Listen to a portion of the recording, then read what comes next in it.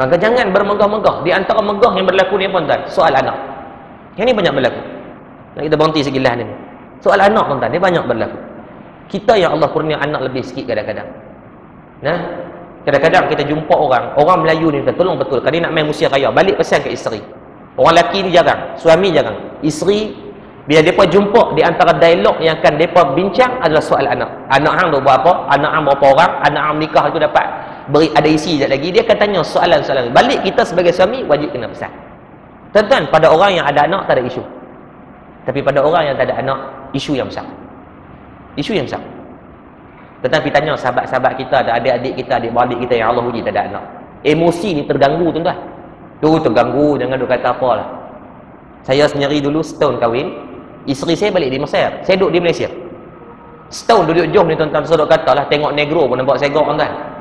Nah, setahun duduk jauh. Dalam kami duduk jauh, setiap kali kalau pergi kuliah muslimat, mesti dia tanya, ustaz, tak boleh anak lagi ke? Kita duk fikir macam mana nak boleh anak isteri duduk jauh ni, bukan boleh impos laju ke apa? Tapi nanti dia bertanya, dia akan mengganggu emosi. Padahal kita ni ada alasan lah sebab isteri saya duduk jauh. Tapi bila duk tanya-tanya tuan-tuan, dia jadi torture ni.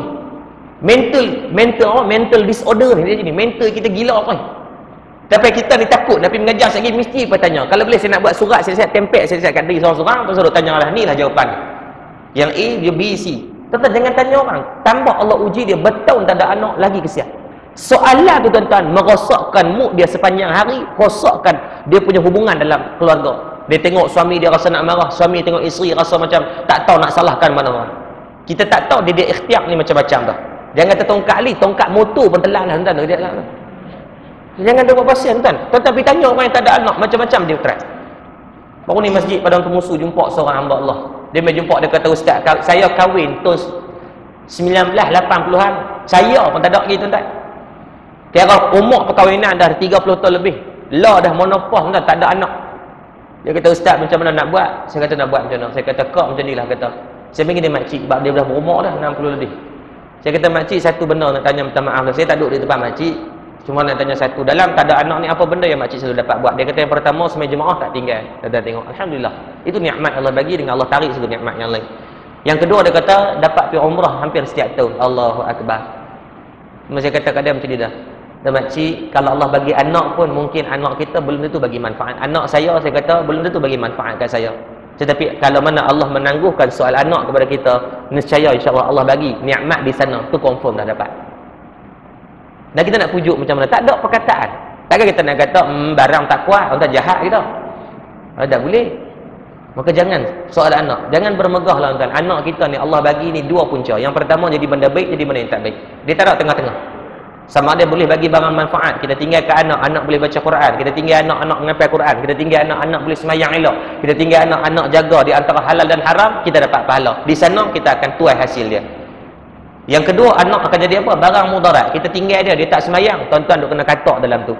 Ya ayyuhalladzina amanu qu anfusakum wa ahlikum nara. Jelas Allah sebut dalam Quran.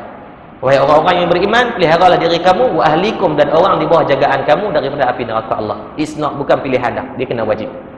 Nah, maka doalah, minta Allah bagi kepada kita dan anak-anak kita daripada harta benda kita terpelihara daripada rasa sombong dan rasa takabur kita sesama manusia. Manfaatkan harta tu dengan jadi wasilah untuk kita lebih dekat dengan Allah. Ni Ramadan cantik tuan-tuan. Banyak manfaat kita boleh buat ni. Nah, banyak manfaat. Tetapi jumpa dengan pihak pengurusan Mahat Tafiz, tanya tengok 5 orang yang kita nampak keluarga yang nampak susah sikit, bantu cara bulanan lagi cantik tuan-tuan. Nah, jangan bagi duit direct kat depa, tuan-tuan beli peralatan setiap bulan masukkan dalam yuran depa ke, potong daripada gaji kita RM50. Allah gaji 3-4 ribu tuan-tuan. Kalau kata sebulan potong RM50, setahun baru RM600. RM600 tuan-tuan, beda duit beri ni tuan-tuan ni. RM600 tu Allah beda duit bonus nak dapat ni tuan-tuan. Jadi setiap bulan dapat manfaat. Nu tetapi cari tengok hak keluarga-keluarga susah, tetapi di market tengok, tanya owner kedai, tanya owner dia, ada tak buku hutang mai saya nak tengok Ustaz. Tanya dia hak dalam ni yang mana yang cukup susah. Dia kenal. Dia kenal. Kita tak kenal. Dia kenal dia kata ni maklong ni memang susah. Setiap kali mai beli sayur pun kadang-kadang ni tanya 2-3 kupang ya. Saya tolong bayarkan dia, nah saya bagi RM50 ekstra. Dalam bulan Ramadan baki ni dia mai nak ambil apa, guna RM50. Dia tak cukup abang saya tambah lagi. Kan cantik. Kita makan, kita tentu dah makan selesa. Dia belum tentu. Ada orang makan ni tuan-tuan, beralah ke ulam je.